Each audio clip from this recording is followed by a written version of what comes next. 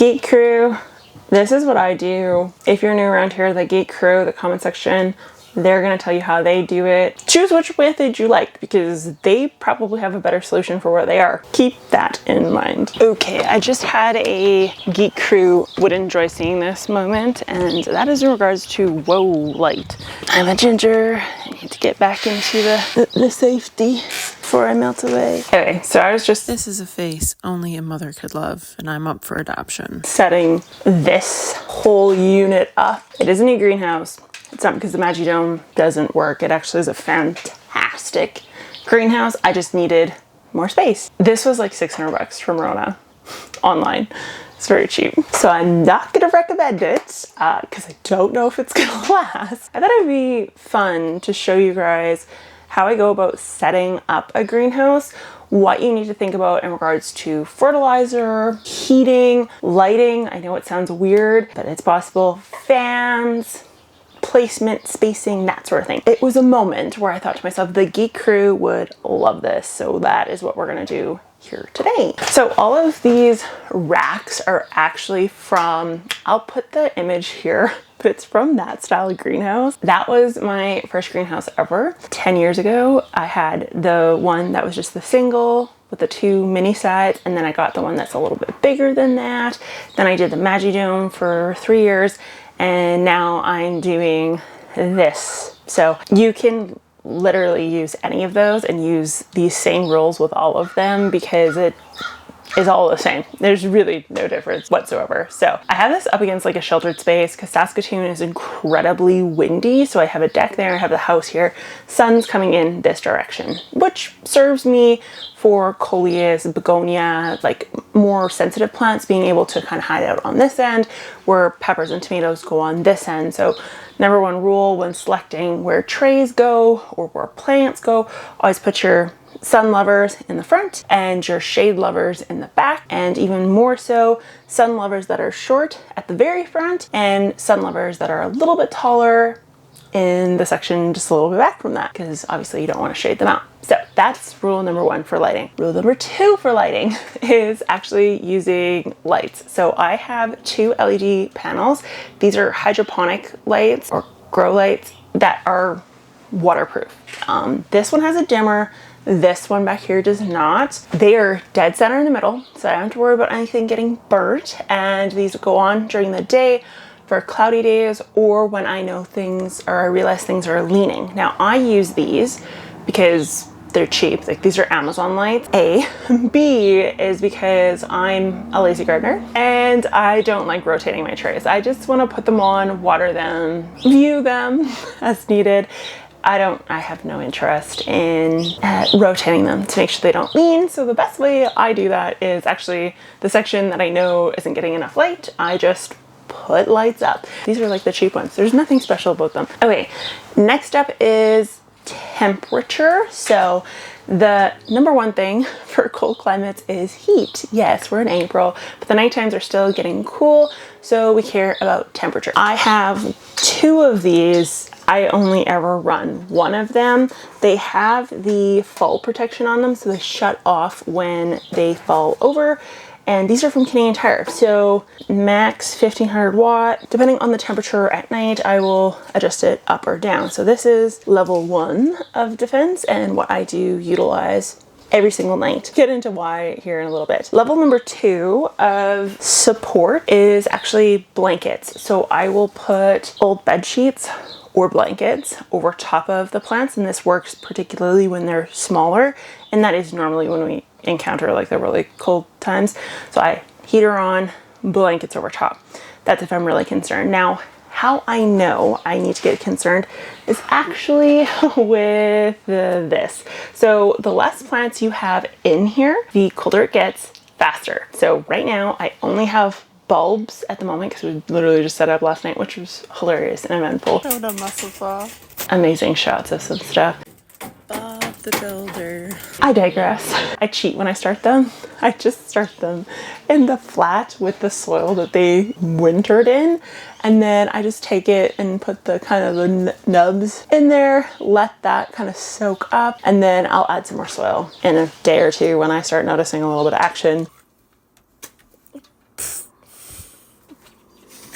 the only holes you can actually aim for. And I pull them out and I plant them in the ground, or I put them in a little bit bigger pot. That's how I cheat. What I watch for is actually the minimum and maximum temperature. So I know the worst it's ever going to be is right now. It's only up from here. I say that and then it's going to go downhill, but let's hope not. Tonight's -1.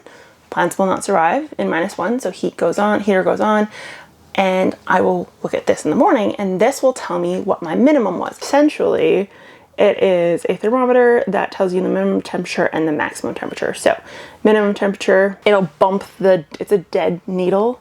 It'll bump it over into the cold. Hot temperature, it'll bump it into the hot. So what I aim for is 25 degrees Celsius during the day. Between 18 and 20 degrees Celsius during the day is ideal. No hotter than that. If it gets too hot, you want to open your door, and in this case, like, I have a window now, so I'll open the window, but we don't want to go above the 25-degree mark. If it starts really cruising above that, which can happen, just prop the door open with a fan blowing cold air from outside in, because greenhouses heat up fast. So we want to stay below 25 but above 18. Nighttime temps, I want to stay above 10 degrees Celsius up to around 20. Now, I want the drop. I don't want my temps to stay the same in the day as they do in the night. The reason for that is because plants, after they've put on biomass, respond well to something called a temperature differential. So the temperature differential that they do well in is about 10 to 15 degrees Celsius. I'll put what that is in Fahrenheit, lower. So if your daytime temps are 25, they'll do great in a 15 degrees Celsius. If it is a cold climate crop, generally speaking, it will prefer a nighttime temp that's even lower. As things heat up into the summer, your temperature differential ultimately, ideally, would stay the same, the 10 to 15 degree route, but your low would just creep up a little bit higher. So 30 degrees Celsius would result in a 20-degree nighttime temp. Get what I'm saying? So the reason for that actually comes down to photosynthesis and respiration and what conditions that happens under best. So that is one way to do it. I have this right by my house. So I have Wi-Fi connection over here. So I am using the Earth One sensor that I helped make, because it's gonna help me with the ones that I'm newly trying out, such as loofahs. And that's what I do for temp. Fan, blowing in cold air, prop the door open, roof is open, one of those heaters running. I have a second one if I need it, but I never have used it in years. That's pretty much it. That's my heat. That's my heat. That's my cool down. Okay, number 3 is actually the watering process. So this is why I love greenhouses so much, and they benefit me greatly. So I will fill up this big old chemical jug made out of plastic. If you watch my plastic video, I'm rethinking my life choices at this point, but anyways. That I fill with water. I fill it with water at the beginning of the season, and then I do put fertilizer in. Now, I don't use blood meal and that sort of thing in my seed cells. So inside of peat potting soil, I fertilize with chemicals. So you can hang me out to dry later. The reason for that is because these small little containers, there's microbial activity, but there's not, mass amounts of decomposition and nutrient cycling and nutrient mobilization. Like, it's a very temporary situation that I don't expect the plants to put a lot of work into, or the microbes to put a lot of work into.